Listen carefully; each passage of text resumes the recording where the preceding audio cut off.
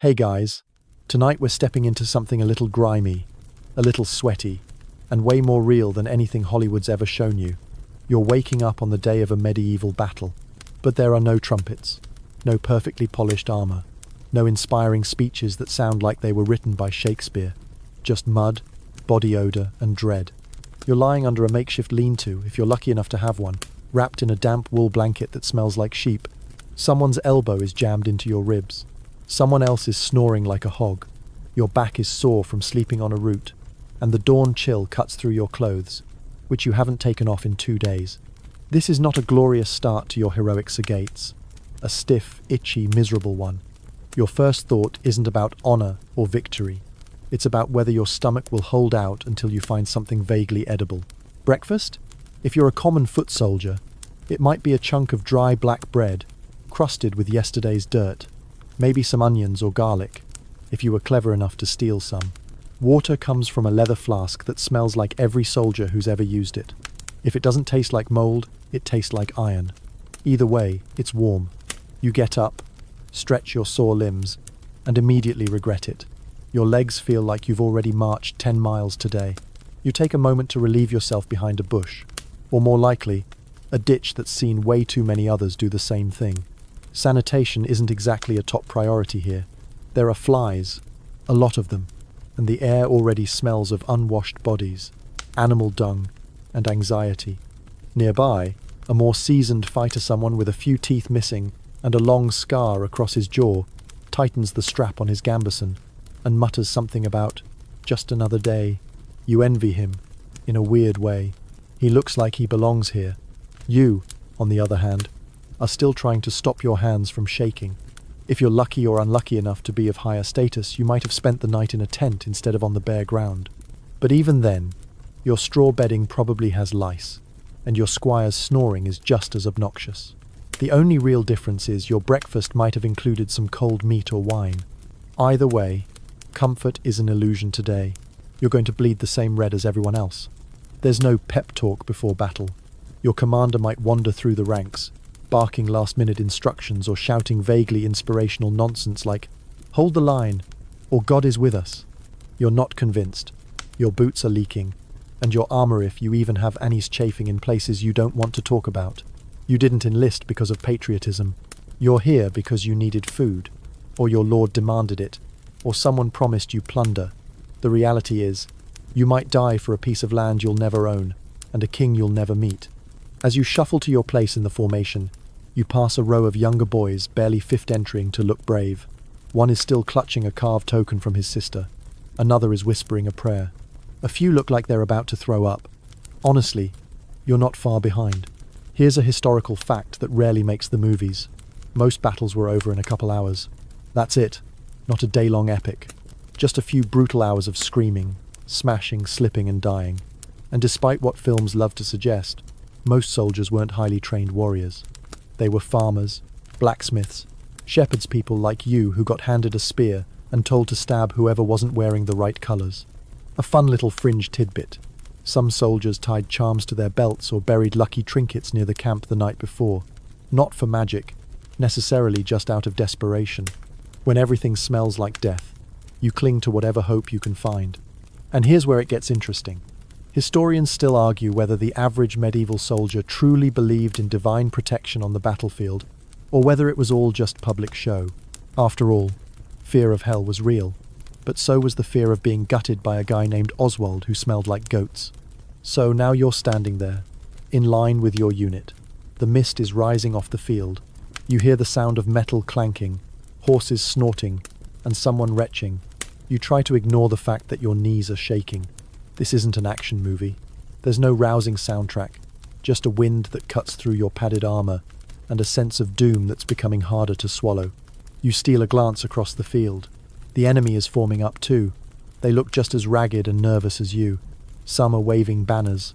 Some are banging swords against shields. It's meant to intimidate, but it only makes you more aware that this is very real.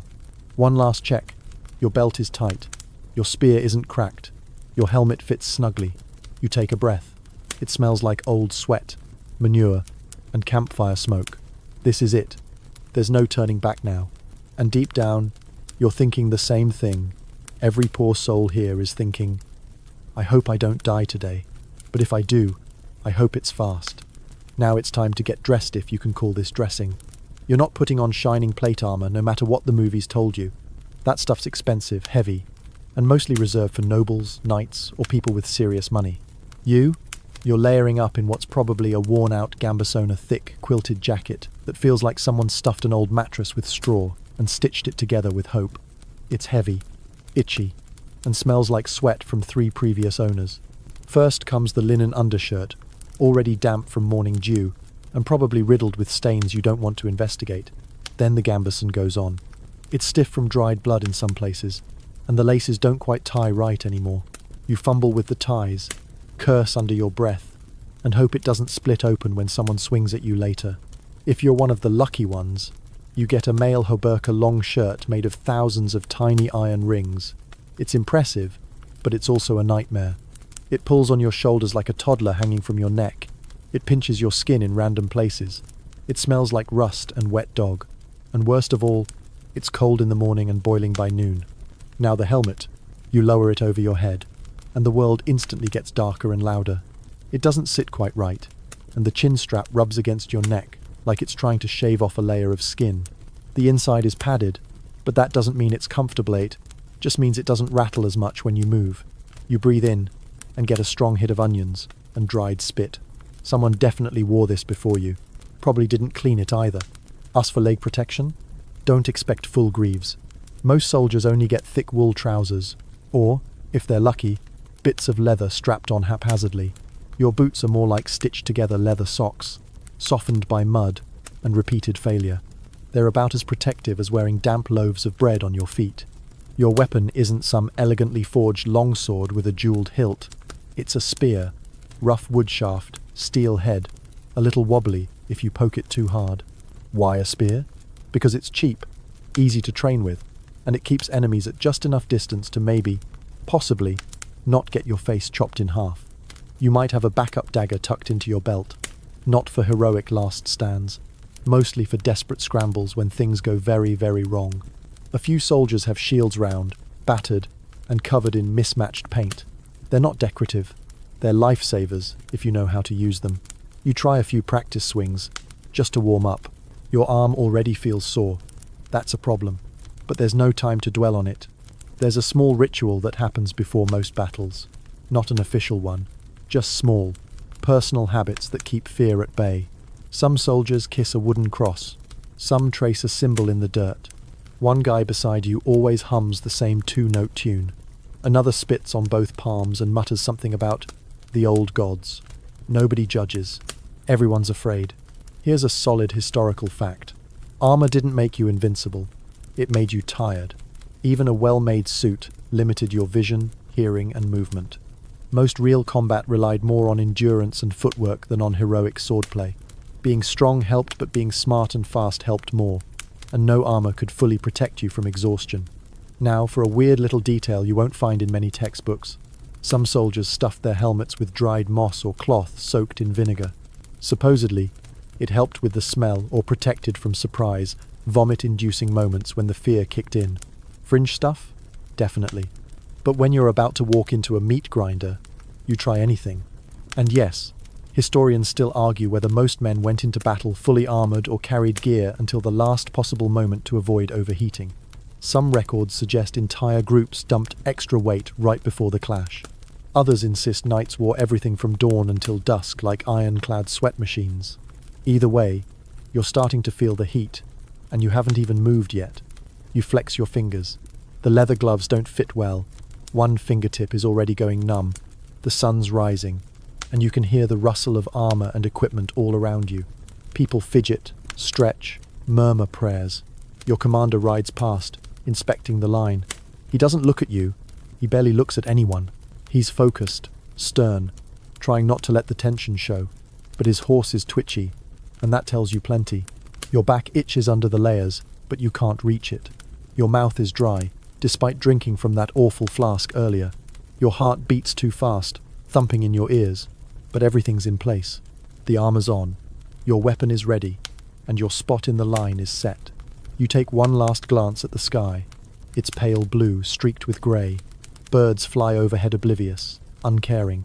You wonder briefly what it would be like to be one of them. Just drift on the wind. No armour, no fear, no battle. But you're not a bird. You're a human stuck in itchy wool and rusted steel, standing in a field where, in a few moments, history will forget your name but remember the outcome.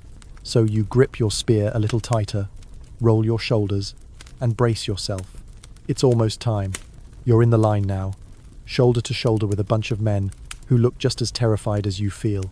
Some are whispering prayers, others are dead silent, staring straight ahead like they've already checked out. No one is cracking jokes anymore. Not because they don't want to lighten the mood, but because the mood is too heavy to lift. Your commander's voice booms across the field, barking orders that might as well be in Latin. You nod anyway, just to look like you understand. Something about keeping the formation tight. Don't break the line. Advance on signal. It all sounds very official, but in a few minutes, it'll turn into chaos, and you'll just be trying to keep your footing and not die. There's movement all around you. Men adjusting their gear, tightening belts, checking their weapons again and again like the blade's going to suddenly vanish. One guy drops his spear and mutters a curse as he picks it up with trembling fingers. You can't blame him. Your own palms are so sweaty, the wood feels like it might slip right out. A trumpeter blasts a short note. Sharp. Ugly. It pierces the air like a scream. That's the signal. You all begin to move. Move is generous. It's more of a shuffle. A slow, uneven, jittery trudge forward. You try to match the pace of the men beside you, but it's hard. The ground is uneven, churned up from days of horses, carts, and the feet of soldiers just like you. Your boots sink slightly with each step. The grass is slick. Mud tugs at your soles. You glance left, then right. This is the moment it sinks in. The line is real. The men beside you are real. And what's about to happen isn't going to feel like a movie. It's going to feel like survival. And you're not even sure you're ready for that. Here's the thing: most medieval battles didn't have complex tactics for the lower ranks. The big strategy was usually get into formation, march forward, and hope your side doesn't break first. That's it. If you were a knight or a commander, maybe you had a more exciting role. But for you, you're just a number in a slow-moving wall of meat and iron.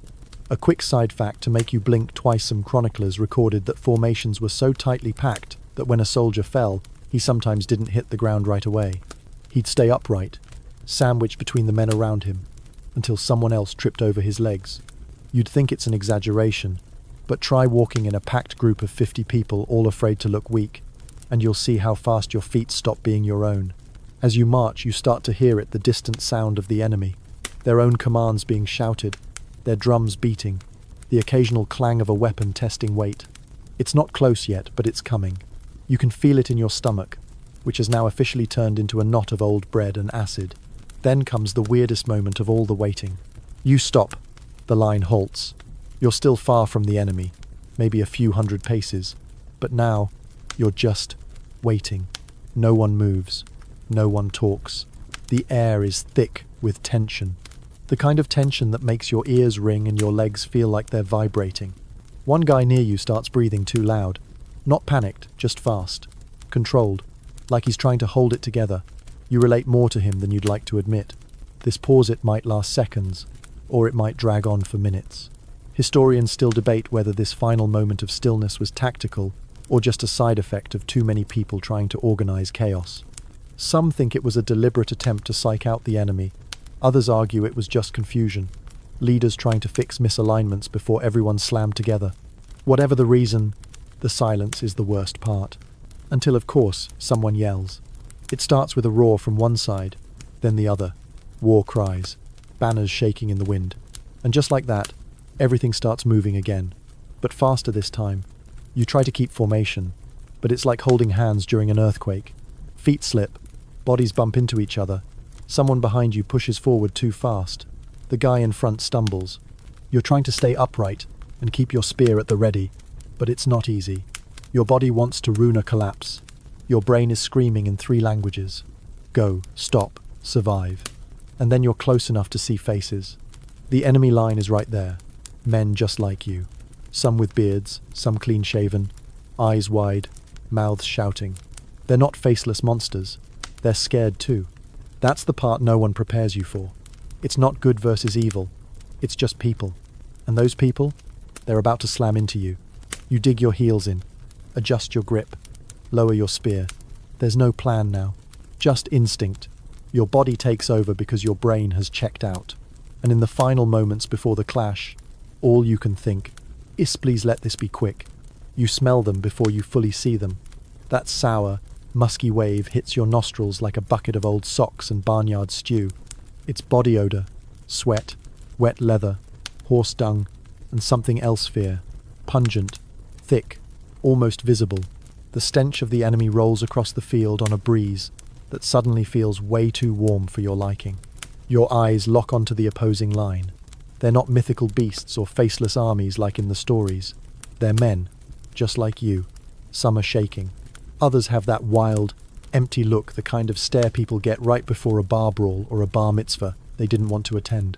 Everyone's clutching something sharp, whether it's a sword, axe, or makeshift club. You spot one guy holding a farming sickle. Hope that wasn't your cousin. You blink sweat out of your eyes as the distance closes. It's happening fast now.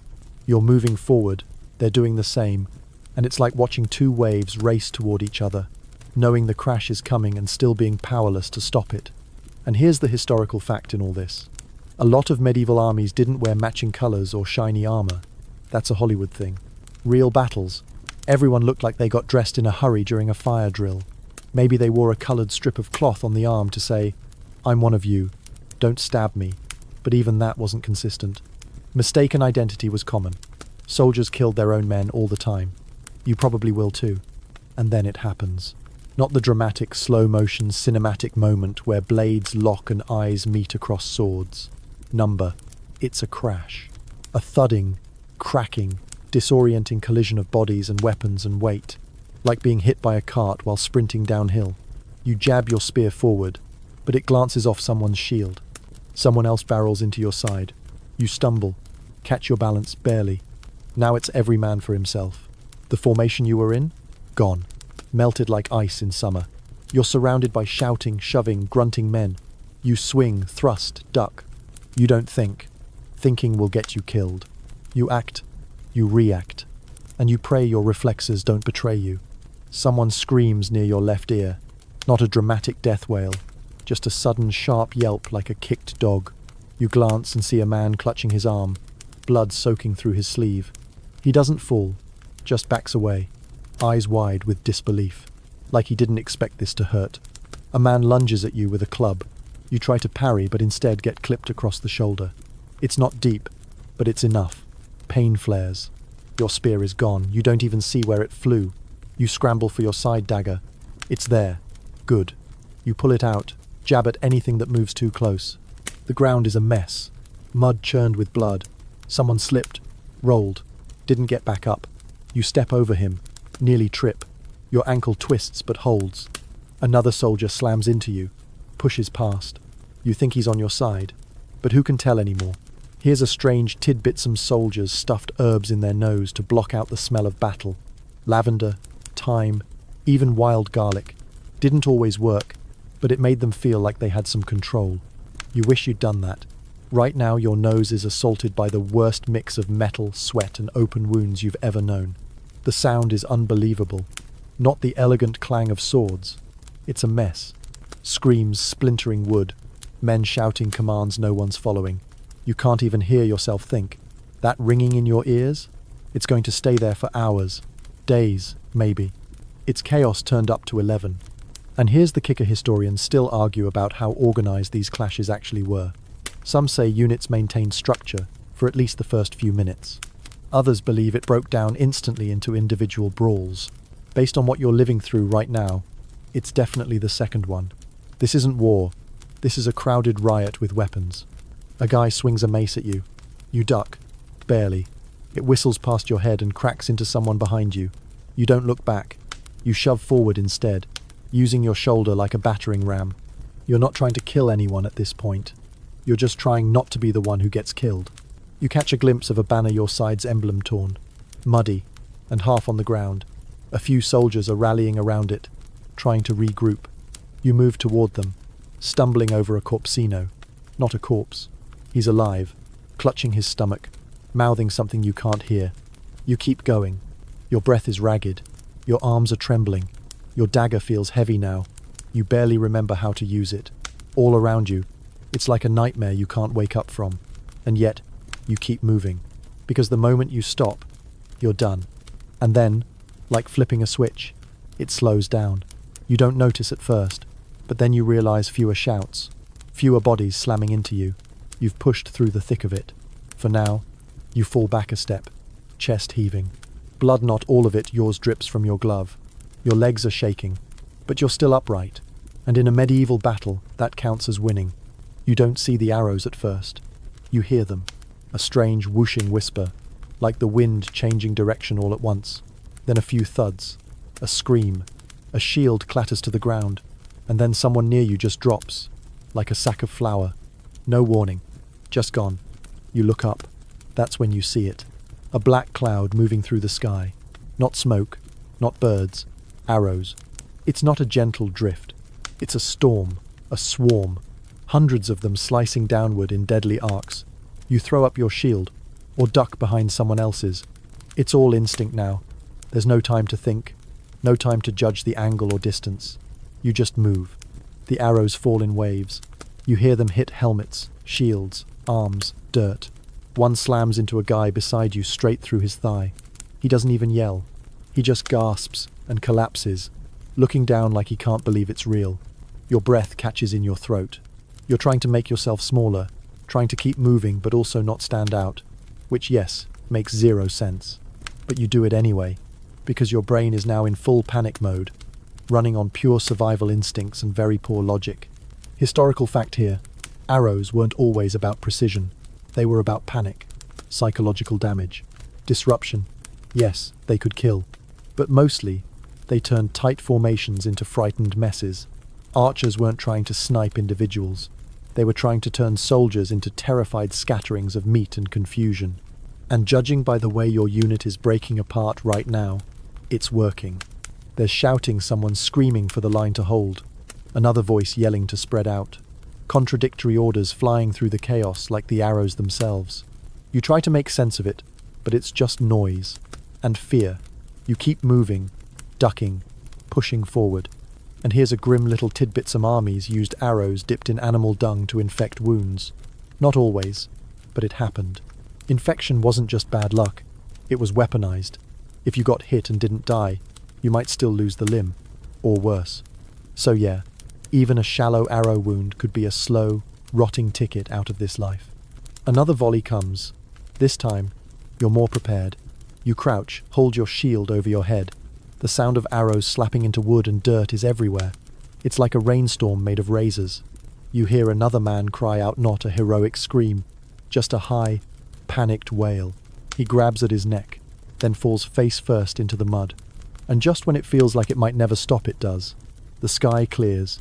The whistling fades. You blink up into open sky, breath shaky, ears ringing. Historians still argue how effective archers actually were against armor. Some say chainmail could stop arrows if the angle was right. Others believe most archers aimed for legs, arms, or gaps in the armor. Either way, you've just seen firsthand that it doesn't take many arrows to break a line's nerve. All it takes is fear, and now your side has plenty of it. You scan the field. The enemy's archers are still repositioning. You spot them on a ridge, bowstrings still trembling from the last release. They're already knocking new arrows. Your commander's voice cuts through the noise, barking something you don't catch, then gesturing frantically. Move, move, move. You're being told to push forward before the next volley hits. So you do. You move. Not because you're brave, because standing still feels like suicide. Your legs ache. Every step feels slower now. Your boots are heavy with mud. You pass more bodysome face down, some looking up at nothing. You try not to look too closely. One of them is a boy you ate lunch with yesterday. You don't even know his name. You think about stopping, just crouching down, pretending to be hit, waiting for it all to pass. But then, someone grabs your arm, yanks you forward. Come on, they shout. You don't even know who it is, but your feet move again. You're not out of range yet. The next volley could come any second. You tighten your grip on your weapon, brace your shield, hunch forward like a human turtle, and keep moving. Then, for a brief second, the world seems to pause. No arrows, no screams, just the sound of breathing. Yours, the men around you, all ragged, shallow, strained, and then you see something new. The cavalry is moving. Far off, behind the enemy lines, horses are gathering. Banners flutter above them. Lances glint in the light. The thunder of hooves hasn't reached you yet, but you feel it coming, a low rumble building in your bones. We'll get to that. For now, you've survived the arrows. Barely. But surviving one part of a medieval battle only means you're just in time for the next nightmare. The moment of impact is not cinematic. There's no clean clash of sword against sword, no stylized choreography. It's more like slipping on ice while someone hurls a log at your face. You barely see the first strike coming. A man in front of you gets slammed by a shield he drops, vanishes into the writhing mass of legs and elbows. You step forward, stumble, raise your weapon, and swing. You don't aim, you just swing. Your blade connects with something, maybe a shield, maybe a shoulder. You hear a grunt. Then a hand grabs your tunic and yanks. You twist away, nearly fall. Another soldier charges at you with a short axe. You block with your shield. The blow jolts your entire arm, and you lose grip on your weapon for a second. It clatters, but you manage to hold on. Just barely. All around you, the sound is overwhelming. It's not like a stadium roar. It's jagged and messy. Metal on metal, wood cracking, voices shrieking, some in pain, some in rage. Horses scream in the distance. It's the kind of noise that gets into your teeth and stays there. The mud under your boots is alive now. Slippery, sticky, unpredictable. It grabs your feet when you try to move and lets go when you least expect it. Someone goes down hard next to you, face first. You glance, see him try to get up, then vanish under stomping boots. You keep moving. A man shoves into your side. You both fall. You scramble up, using your shield as leverage. He doesn't. You don't wait to see if he will. Here's your reality check. This isn't a duel. This is flailing, panic, and exhaustion wrapped in fear. You're not thinking about glory. You're thinking about not getting your jaw caved in by a mace. Historical fact medieval battles rarely looked like knightly duels. The most common fighting was short bursts of swinging, then breaking off to breathe. Most deaths didn't come from elegant swordplay. They came from being too tired to lift your arm when someone swung again. You fall back a step. Your shield is cracked. Your weapon's edge is chipped. You're covered in sweat and mud. A man rushes you, and you jab blindly, stumbles, slips, and goes down. You don't check if he gets up. Now for a strange tidbit. Some soldiers stuffed animal fat into their boots to keep them flexible in wet conditions. Sounds clever, until the boots got too warm and the fat turned rancid. So yes, some medieval fighters smelled like a battlefield and a butcher shop. A horn sounds. Not clearly. Muffled, half lost in the noise. But it's enough to trigger movement. Your side is pushing forwarder, trying to. You move with them. It's not a coordinated march. It's a shoving match. Every step forward feels like stealing space from the enemy with your own weight. You slam into a man carrying a polearm. He swings wide. You duck. Your shoulder rams his ribs, and he goes down. Someone else steps over him, swinging a club. You parry. Your shield barely holds. Splinters fly. You're not winning. No one's winning. It's just survival. 1 second at a time. Somewhere nearby, a man bellows a prayer. Another one screams for his mother. You want to block it out, but it drills into your brain. You grit your teeth, swing again, block, shove, pant. Your whole body feels like it's burning and freezing at the same time. Historians still debate how long the average soldier lasted in direct combat. Some claim a few minutes at most before needing to pull back. Others say the lines rotated to keep men fresh. Whatever the case, you're already past your limit, and this isn't slowing down. You try to step back, but someone pushes into you from behind. No room, no way out. You're locked in a press of bodies and steel. Every breath is a struggle. You jab with your weapon more from instinct than control. It hits something. Doesn't matter what. The man beside you yells, "Hold the line!" His face is red, spattered with grime. You don't know him, but you yell too. It feels like the only thing you can do. Suddenly, the pressure eases. Just a little. You stumble into open space brief. Fragile. 2 steps forward. You see an enemy soldier pulling back, face pale, shield dropped. You charge. You don't think. You just go. Your strike connects with his shoulder. He falls. You stand over him, chest heaving. You could end him, but you freeze. He's not moving. His eyes are wide, and for just a second it feels wrong. You step back. Someone else finishes it. You've learned something today. Killing isn't hard. Living with it, that's the real weight. And just like that, you're dragged back into the noise. You try to step, but the ground grabs you. Not metaphorically, literally. Your left boot sinks so deep into the muck it feels like it's trying to swallow your leg whole. You wrench it free with a wet, sucking noise that turns a few heads. You don't even care anymore. Your other foot almost goes under next. This isn't a battlefield, it's a trap, disguised as a field. Every step is a gamble. One wrong shift and your balance goes, and if you fall, getting back up isn't guaranteed. You've seen men drop and vanish under boots, hooves, and chaos. Some scream, others just sink quietly into the mess of bodies and soil. You tell yourself you won't be one of them, but you're not convincing anyone. Dead and wounded men cover the earth like spilled laundry. Some groan, others are silent. You step around one man grasping at your ankle. His eyes are pleading, mouth moving, no sound. You don't stop. You can't. Stopping is the most dangerous thing you can do. The bodies don't look like heroes. They look like tired, broken people. Limbs twisted, faces unrecognizable under mud and blood. You spot a helmet without a head, a leg with no body, and then you stop looking. Here's a solid historical fact. Most casualties in medieval battles happened not during the clash, but during the rout.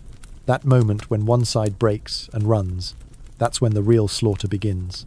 Right now, no one's running, but you feel the tension building. You feel how unstable everything is beneath your feet, literally and metaphorically. Then it hits you again hard. A horse, maybe, or a knight. You don't even see the impact. One moment you're upright. The next, you're on your hands and knees, gasping, shield gone, weapon somewhere behind you. Mud fills your mouth. You spit, gag, scramble. Someone trips over your back. He curses, kicks you as he falls. You crawl forward, blind, trying to find anything. Your footing, your breath, your weapon. Your hand finds a stick. No, a sword. Not yours, but close enough. You grip it like it's a lifeline, and push yourself up again. Mud clings to everything. It's not just water and dirt, it's thick with blood, waste, smashed gear. You realize with a sick twist in your gut that you're probably standing on someone. You shift your weight. Something pops beneath your foot. You don't look down. Now for a particularly weird tidbit, some chroniclers describe soldiers wearing thin wooden soles under their boots in marshy battles to stay above the muck. Like makeshift snowshoes. Most didn't bother, or couldn't afford them. You wish you had a pair now. You'd trade your last meal for them, or your last tooth. You try to move, but the line has shifted again. You're no longer with the men you started with. These faces are new blood smeared, slack-jawed, wild-eyed. A man beside you is muttering to himself, over and over. You think he's praying, or maybe reciting his children's names. Either way, he's not here anymore. Then you feel it, the crushing weight of the press. A surge from behind. Everyone is pushing forward, but the enemy isn't giving ground. You're caught between two immovable walls. No space to swing your weapon. No room to even raise your arms. Your chest is squeezed so tight you can't breathe properly. This part of the battle is pure claustrophobia. You're not fighting. You're just trying to stay upright. Elbows jab, backs shove, someone screams. You can't move, but you can't fall. It's like drowning while standing up. Historians still argue about how long these crushing moments lasted. Some say minutes. Others suggest entire segments of battle were like this. Just relentless, grinding body-to-body struggle. You believe the second theory now. You're living it. A man in front of you slips. Others go down with him. Like dominoes. You brace yourself, but there's nowhere to go. The collapse pulls you forward. You fall, but manage to land sideways, rolling. A boot slams into your ribs. You cough, spit mud, but you're still moving. You claw your way out of the pile, dragging yourself up using someone's discarded spear. You don't know whose side they were on. You don't ask. You finally rise, soaked from head to toe. Your hands are shaking. Your arms feel like wood. Everything stings. And you're back in the fight whether you're ready or not. You spot a familiar face barely. One of your original unit, still standing. He's missing a helmet. Blood runs down his cheek. He gives you a nod. You nod back. That small moment of recognition is the closest thing to comfort you've had all day. You fall into step with him. Not because there's a plan, just because being near someone you know feels like survival. And the ground beneath you? Still trying to kill you. Still soft, wet, unpredictable. Every step a negotiation. Every pause a risk. You keep moving, because stopping is still not an option. You barely register the sound at first. It starts low, like distant thunder grumbling behind a hill. Then it rises, a metal-on-metal chorus, screaming voices layered over galloping hooves and clashing iron.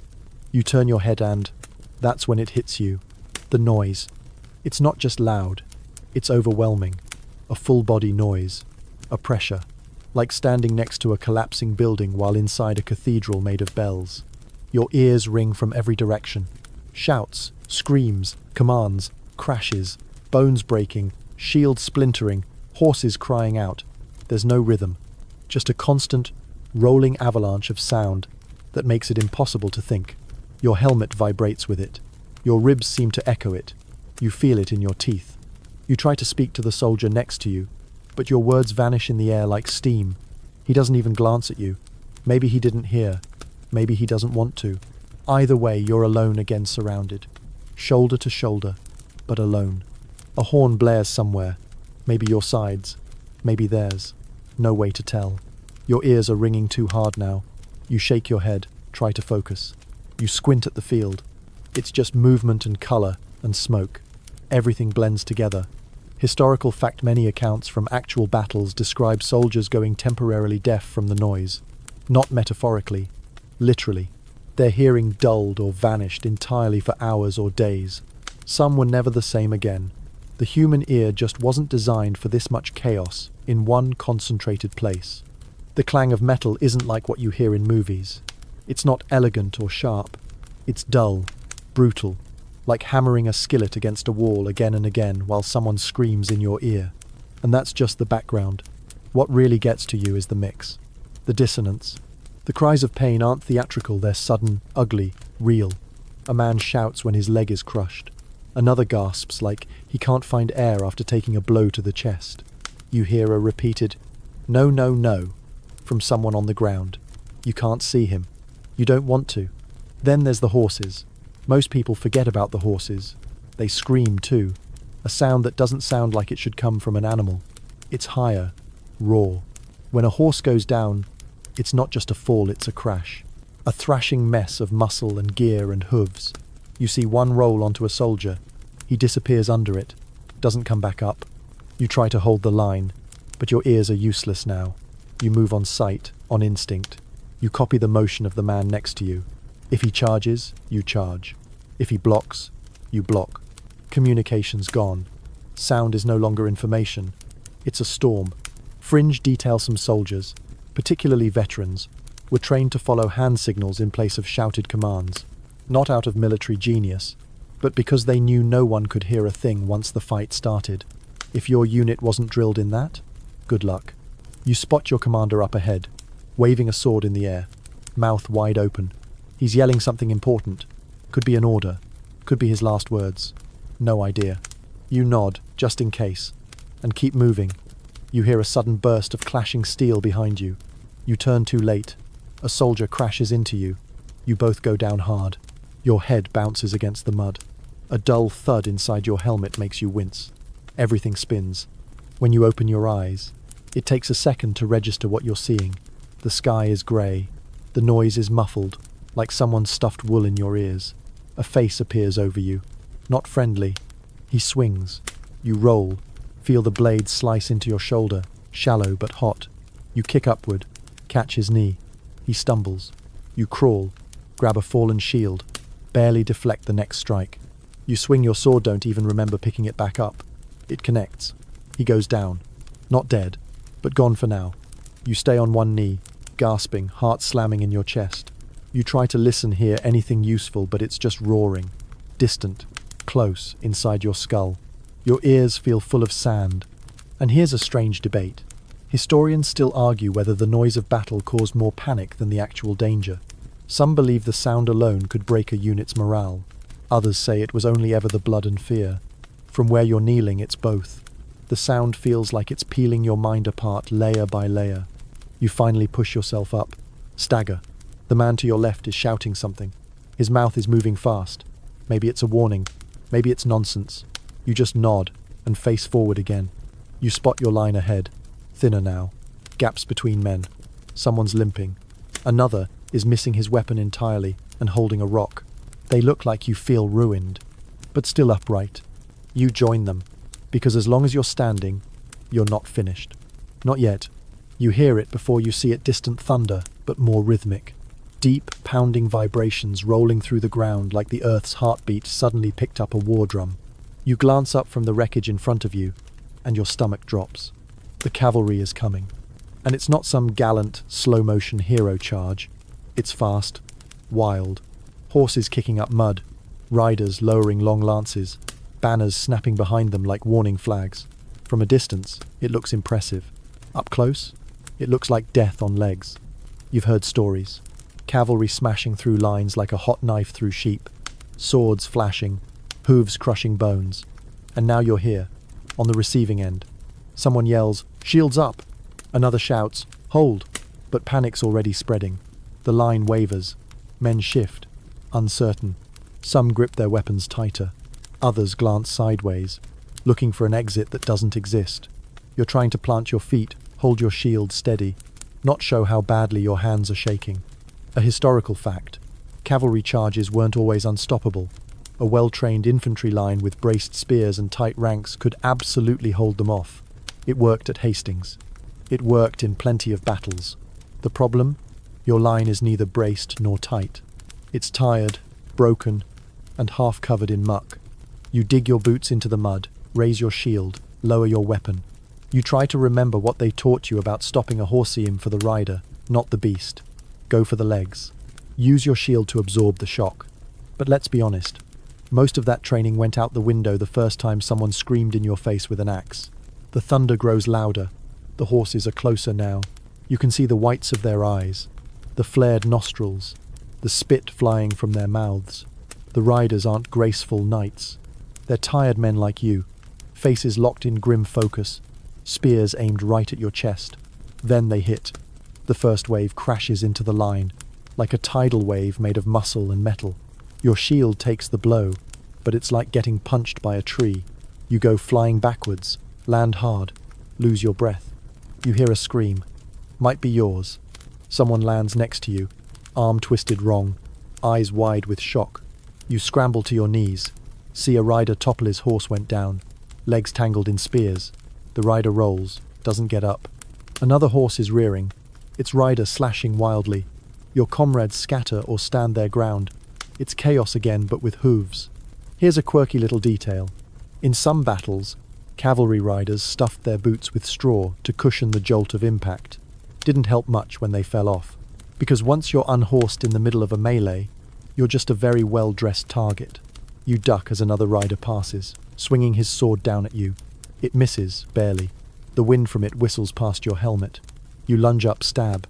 It connects with something soft. The horse bolts, rider slumped. You get to your feet, dizzy. Another wave of cavalry charges past. This one less direct, more scattered. They've done their damage. The line's in pieces. Your ears ring again. Your shoulder throbs. But you're still here. Historians still argue how often cavalry charges truly broke infantry. Some say they were decisive. Others claim they mostly caused disruption, not destruction. What's certain is this. The psychological effect was massive. You don't forget the sight of armoured men on war horses bearing down on you. You'll dream about it for years if you live that long. You look around. Your unit's banner is down. The men around you are fewer. Blood coats the ground in streaks and puddles. Weapons lie scattered, abandoned. Some soldiers are helping each other. Some are just standing still, lost. And in the middle of it all, U-shield cracked. Sword nicked. Armour dented, air still moving. That's victory here. Not glory. Not medals. Just motion. A footstep behind you makes you whirl too fast. You stagger. But it's not an enemy. It's a boy from your village. You forgot he was here. His face is pale, his leg is bleeding, and he's gripping a wooden club like it's his last anchor to the world. You nod to each other. No words, just survival. You move forward again, not because you were ordered to, not because you know where to go, just because you can't stay here. The field is a mess, but you see a cluster of your side regrouping near a tree line. Maybe that's the next rally point. You both head that way, step by step, eyes scanning the field, ears still buzzing, hearts pounding, and you think absurdly, so that's cavalry. Great. What's next? Because you know this isn't over. Not by a long shot. You can't say when it happens exactly. The shift is slow, not a grand announcement or sudden realization, but you start to notice something. Fewer enemies. The noise, still deafening, has a new, edgeless fury, more panic. Some of the shouting is turning to pleading. Some of the fighting is turning into fleeing. The enemy line is breaking. Not all at once, not dramatically, just thinning. Here and there, small groups of soldiers begin to pull away, retreating in ragged clumps. Some drop their weapons as they go. Some toss their shields, running faster without the weight. One man stumbles, then crawls, then disappears into a ditch. You blink, trying to process it. Your heart is still hammering like you're seconds from death, but the momentum has changed. The tide, as they say, has turned. Someone behind you yells, "They're running!" A few men cheer. Others just stare, stunned. You grip your sword tighter, not from excitement a bit. Here's the historical truth most stories skip. The end of a medieval battle wasn't neat. It wasn't noble. It was usually the ugliest part. Because this is when the slaughter really begins. Retreating enemies are easy targets. Backs turned, weapons lowered, formations shattered. And your side? Well, they're not exactly in the mood for mercy. Men who've spent hours soaked in blood and fear aren't likely to suddenly rediscover compassion. You see it begin your own comrades, chasing down fleeing soldiers, cutting them down mid-sprint. You hesitate. A boy barely older than your brother runs past, unarmed. Someone catches him from behind, drives a spear into his back. He collapses face first in the mud. No sound, just a final splash. And this is the part you don't want to admit you're not sure how you feel. Relieved? Ashamed? Just numb? There's a reason so many historical accounts gloss over this moment. It doesn't look good in a song or painting. It's not a hero's triumph. It's people stabbing exhausted men in the back because they don't want them getting up again. You move forward because everyone else is. You step over corpses, some of yours. Some of theirs trying not to look at faces.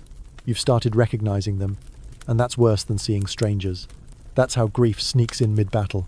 Now for a grim little tidbit. Some knights and lords ordered their men to loot the dying, not after the battle during it. If someone was down, bleeding but not dead, and had nice boots or a gold ring, it wasn't uncommon to see another soldier pause, slice it off, and move on. War was expensive. Mercy didn't pay. You catch a glimpse of it yourself. Soldier rifling through a man's satchel while he groans beneath him. Another removing a helmet from someone still breathing. You look away. You don't stop them. You don't know if you could. Historians still debate whether medieval soldiers felt guilt like modern soldiers, whether their beliefs and brutal environment made it easier to compartmentalize. Some say they were hardened, fatalistic. Others argue that trauma doesn't care about time period. You side with the latter, because right now your hands are shaking, and your mind is trying to forget what your eyes just saw. You keep moving forward. The field opens up, no longer packed tight with bodies. The chaos is thinning. Small groups of enemies are still fighting, cornered, desperate.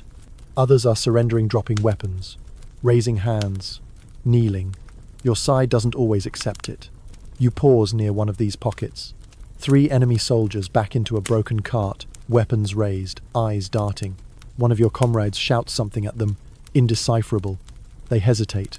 One throws down his sword. Another follows. The third tries to run. He doesn't make it. You watch this unfold like it's happening to someone else. Like it's a play you didn't audition for but got cast in anyway. You press onward. By now your arms are lead. Your legs ache with every step. Your vision is blurry sweat, dirt, maybe tears, maybe just fatigue. But you walk. You breathe. And in this mess of broken armor and burnt grass, you're somehow still alive. There's a strange stillness creeping in now. the kind that feels louder than any battle cry. It's the sound of the end approaching, not a dramatic finale, just silence, slowly reclaiming its space. And all you can think is, what now? Because surviving the battle was just one part. What comes after, that's the part no one trains you for. You're still gripping your weapon, but not because you're expecting another attack. It's just stuck to your hand now, like your fingers forgot how to open. Your knuckles are white. Your arms tremble when you try to relax them. So you don't. You just let them stay locked. Around you, the battlefield begins to settle into something even more unsettling. Aftermath. It's not quiet. Far from it. There are still voices, some shouting, some crying, some muttering things no one else understands. The moans of the wounded drift across the field like the last lines of a song you don't want to hear anymore.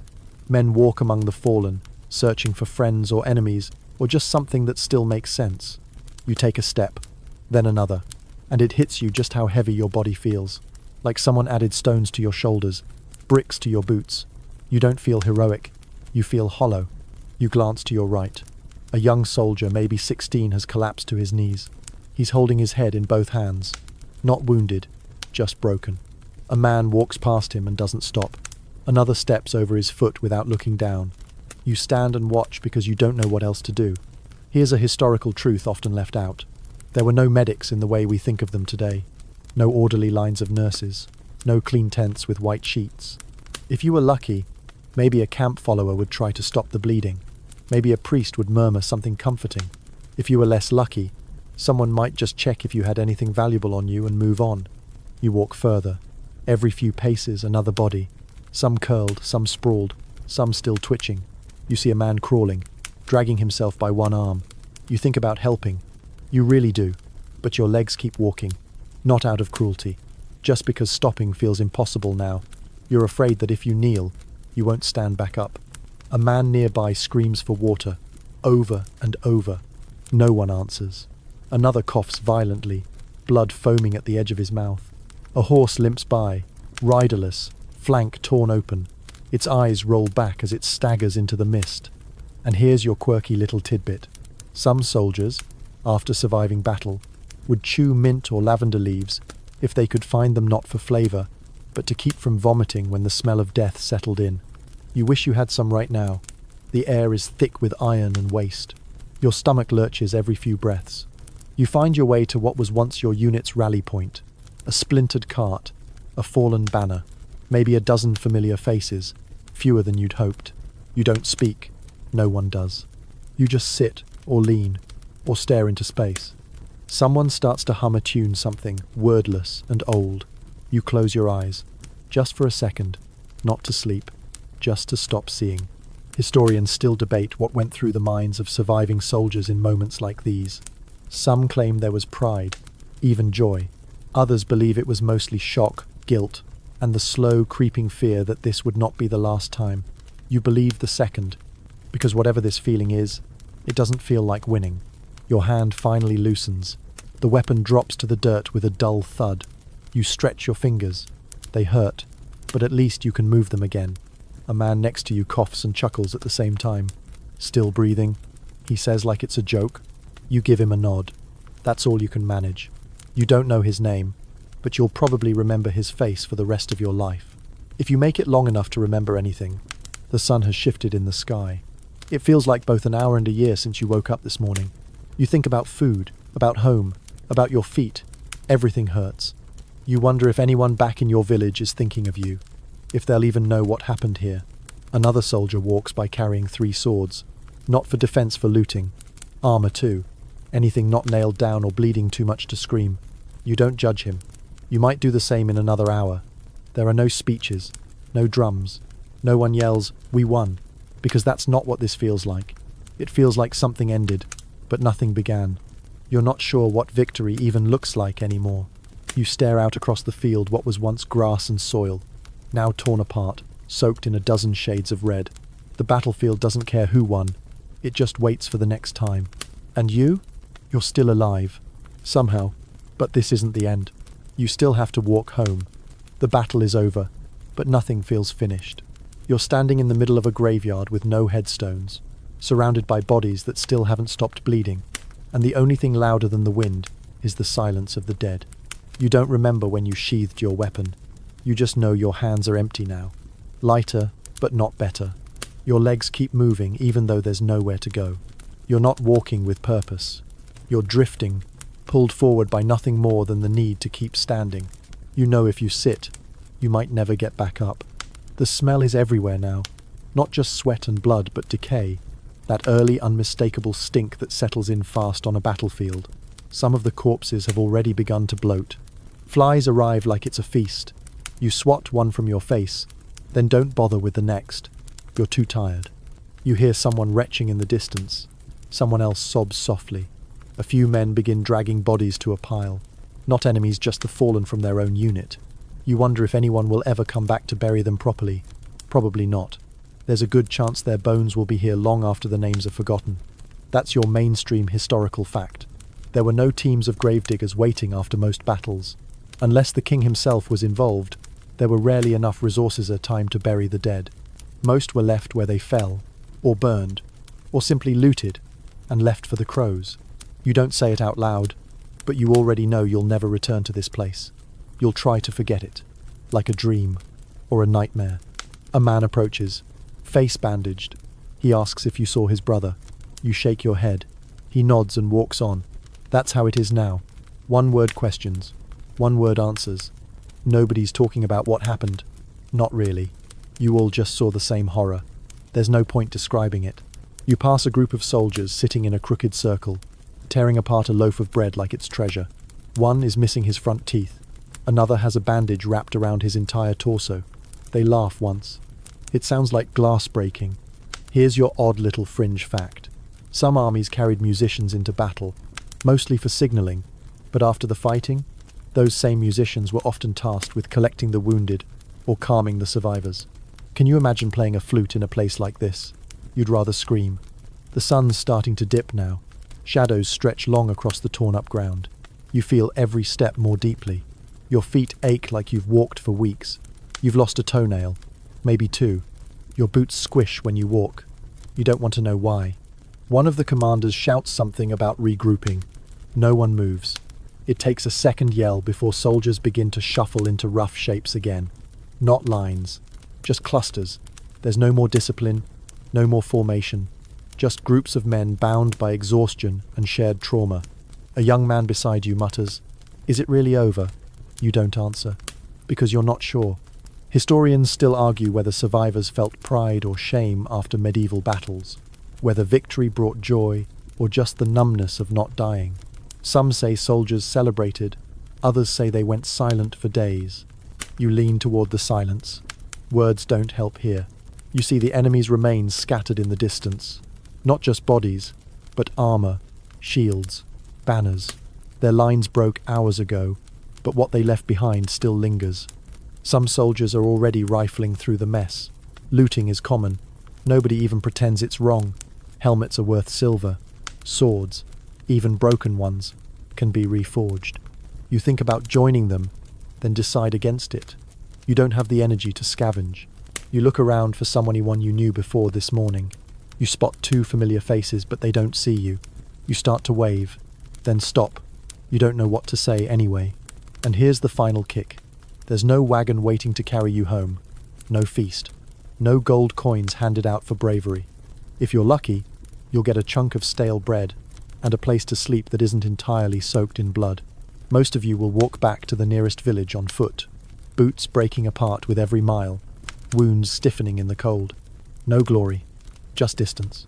You start walking, not fast, not with any sense of ceremony, just walking. Every step takes you farther from the field, but not from the memory of it. That part is coming with you. You know it already.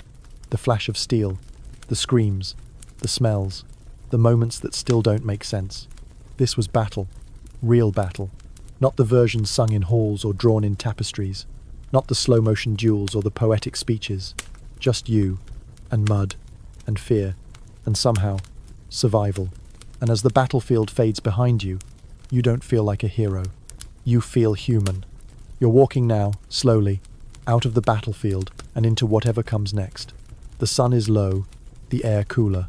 The chaos is behind you, but the weight is still there, quiet and heavy. You feel it in your bones. You feel it in the silence.